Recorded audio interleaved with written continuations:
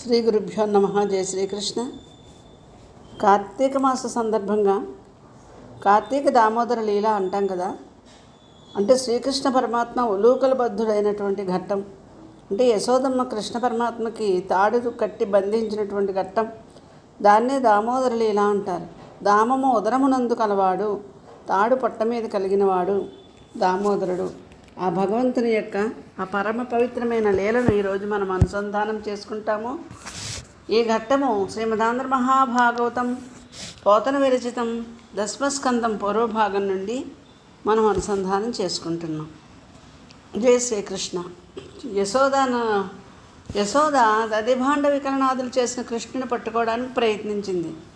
యశోదాదేవి అరచేతులు అరుణకాంతులు కవ్వపు త్రాటిపై ప్రసరించి, అంటే ఒకనాడు యశోదమ్మ ఉదయాన్నే దధిమాధనం చేస్తుంది, అంటే పెరుగుని చిలుకుతోంది. ఆ నందవ్రజంలో ఈ పెరుగు చిలకడం అనేది ఒక నిత్య కృత్యం. ఆ త్రాడు లేత పగడపు తీగలాగా మెరుస్తోంది, ఆ కవ్వానికి కట్టిన త్రాడు. ఇలా ఒక క్రమ పద్ధతిలో తాడు చివరలు ఒకదాని తర్వాత ఒకటిగా రెండు చేతులతోనూ లాగుతూ ఉంటే ఆమె యొక్క శరీరము ఊగుతూ మెడలో ఉన్న హారాలు చిక్కుబడి కంపించిపోతూ ఉన్నాయి. చెమట బిందువులు పట్టి ఆమె ముఖం చాలా అందంగా ఉంది. మంచు బిందువులు పడిన తామర పువ్వు వలె ఉంది ఆమె ముఖము మనోహరంగా. చేతుల కంకణాలు గలగల శబ్దం చేస్తున్నాయి. కొప్పుముడి అంటే జడ్డ ముడి వేసుకుంటారు కదా, ఆ ముడి మిగింపు సడలిపోయింది. చెవుల యొక్క కంబల కాంతులు తళుక్కుమని మెరుస్తున్నాయి. ఆ దధిమందనం చేస్తూ ఆమె బాలకృష్ణుడిని ఉద్దేశించి పాట పాడుతూ ఉంది. ఆ పాటకి చెట్లు చిగురు తొడుగుతున్నాయా అని ఉంది. ఈ విధంగా యశోదాదేవి పెరుగు చిలికే సందర్భంలో బాలకృష్ణుడు అక్కడికి వచ్చాడు. సుడియుచు వ్రాలుచు కిదుకుచు సడిగొట్టుచు అమ్మ రమ్ము చన్నిమ్మనుచున్ వెడవెడ గంతులు వేయిచుచు కడవ కదిసి బాలకుండు కవ్వము పట్టెన్. ఆ సమయంలో కృష్ణుడు ఆమె చుట్టూ తిరుగుతూ ఆమె పైన వ్రాలుతూ ఆమె బయట లాగుతూ అల్లరి చేస్తున్నాడు. అమ్మ రావే, నాకు పాలివ్వవే అంటూ గంతులు వేస్తూ దగ్గరకు వచ్చి కవ్వాన్ని కదలకుండా పట్టుకున్నాడు చిన్నారి కన్నయ్య.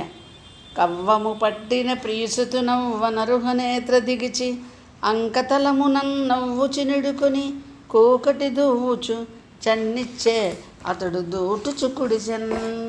అలా కవ్వం పట్టుకున్న కృష్ణుడిని చూసి యశోద నవ్వుతూ దగ్గరకు తీసుకుని ఒడిలో కూర్చుండబెట్టుకుని ప్రేమగా జుట్టు దువ్వుతూ బాలకృష్ణుడికి పాలు ఇవ్వసాగింది. ఆ నలనయ్య చక్కగా తల్లి రొమ్ములో తలదూర్చి పాలు త్రాగుతూ ఉన్నాడు. అలా త్రాగుతూ ఉండగా పొయ్యి మీద పాలు పొంగుతూ ఉంటే యశోద చూచింది. కృష్ణుడు పాలు పూర్తిగా త్రాగకుండానే అతన్ని దింపి పాలకుండ దింపడానికని ఆమె గబగబా లోపలికి వెళ్ళింది.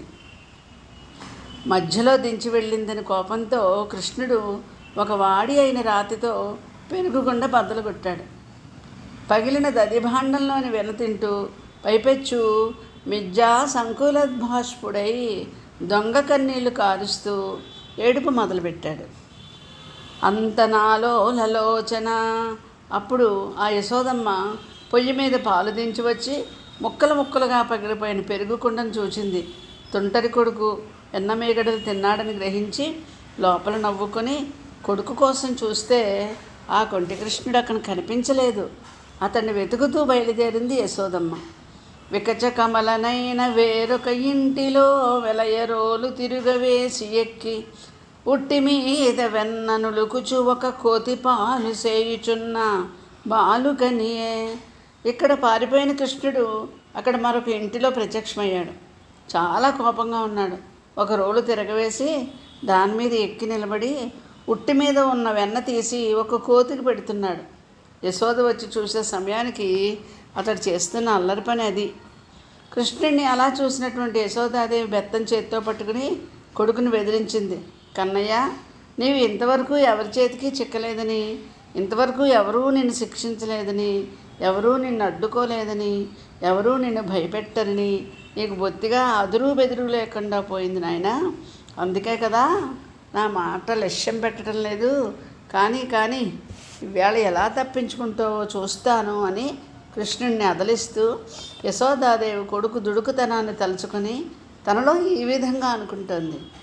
బాలుడి తండని భావింతునందునా ఏ పెద్దలను నేరరి క్రమంబు వెరవెరుంగటుకునై వెరపింతునందున కలిగి లేకొక్కడు కాని లేడు వెరపుతో నా బుద్ధి వినిపింతునందున తను తానయై బుద్ధి తప్పకుండు ఒండెరుంగక ఇంట నుండెడి అందున చొచ్చి చూడనిదొక చోటు లేదు తన్ను నెవ్వరైన తలపోయ పారడి యోజలేదు భీతి ఒకటి ఎరుగడు ఎలమి నోరకుండ డెక్క సెక్కములాడు పట్టి శాస్తిసేయు భంగి ఎట్లు.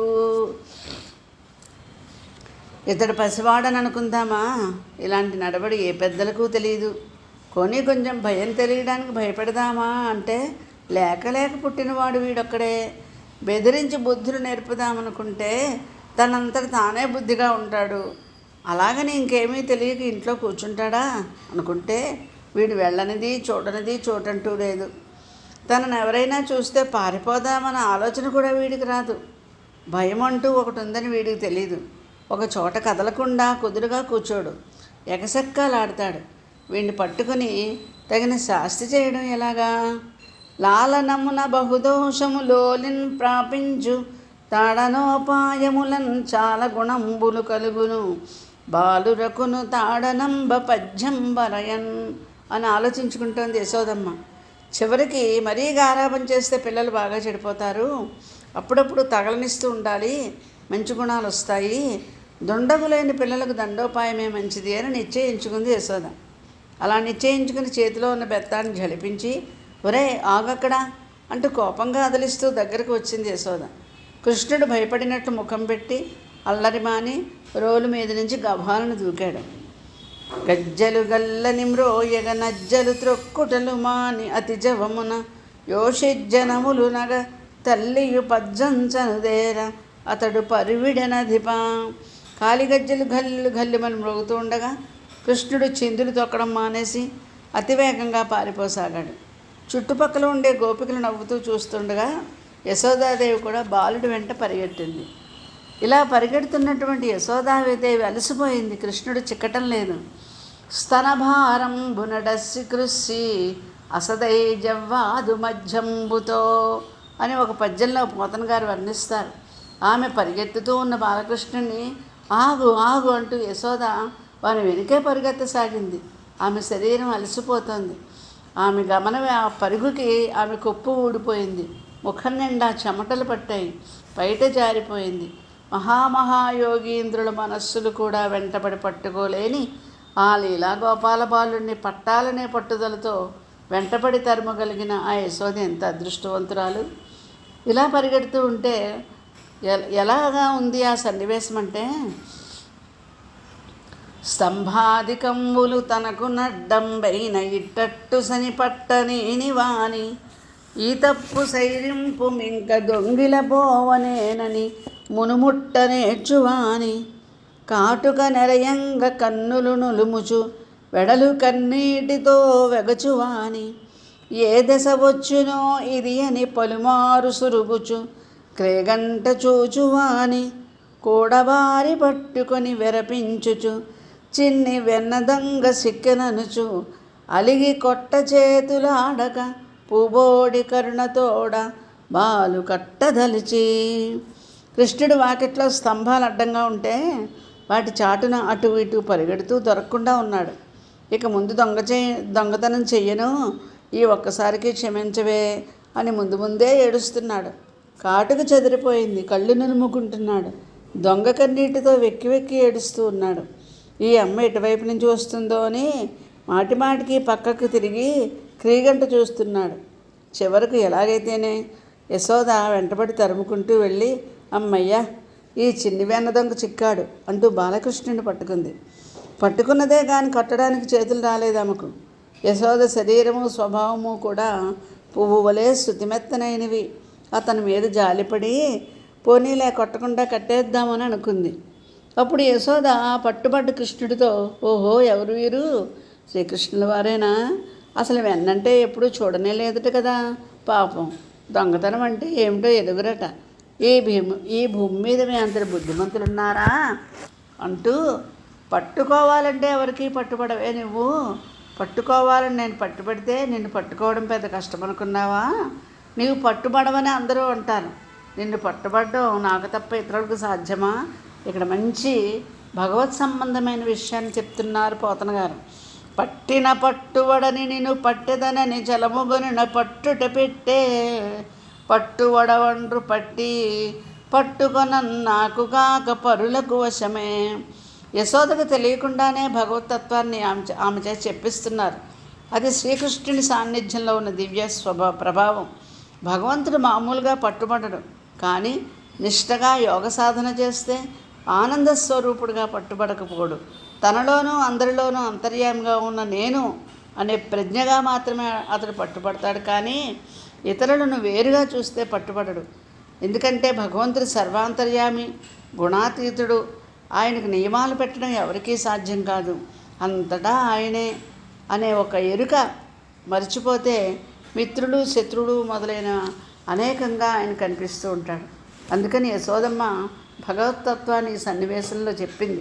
ఆమెకు తెలియకుండానే చెప్పడానికి కారణం ఏంటంటే సాక్షాత్తు ఆ పరబ్రహ్మతత్వమే ఆమె దగ్గర ఉండడం.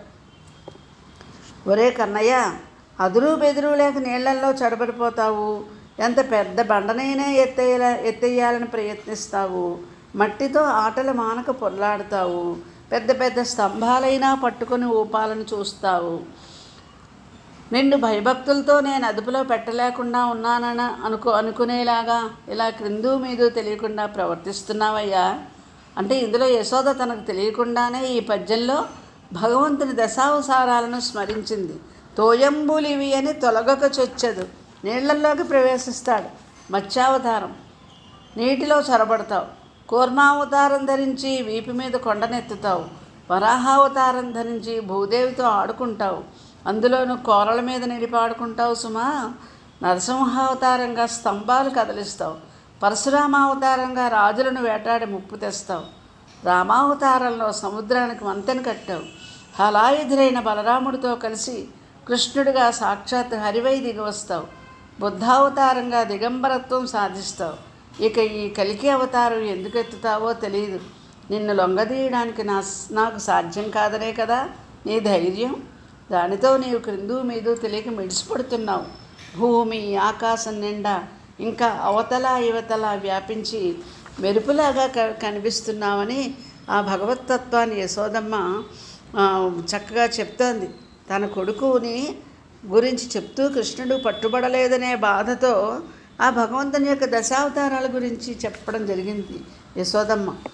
తోయంబులివి అని తొలగక చొచ్చదు, తలచదు గట్టైన తరలనెత్త, మంటితో ఆటలు మానవు కోరాడెదున్నత స్తంభంబులూపబోయే బోయెదు, అన్యుల నల్పంబులడుగంగ పారెదు, రాచవేటల చాల రవ్వ తెచ్చే, తలయవు నీళ్లకు అడ్డంబు కట్టెదు, ముసలిపై హరివృత్తి మొనయజూచే, దంబరంబు మొలకు నడుగవు తిరిగెదవు, ఇంక కలికి చేతలేల పుత్ర, నిన్ను వంప వ్రాల్పనేనేరననియో, నీ విట్టు క్రిందు మీదు నెరుగకునికి అని యశోదమ్మ కృష్ణుని వెనకాల పరిగెడుతోంది.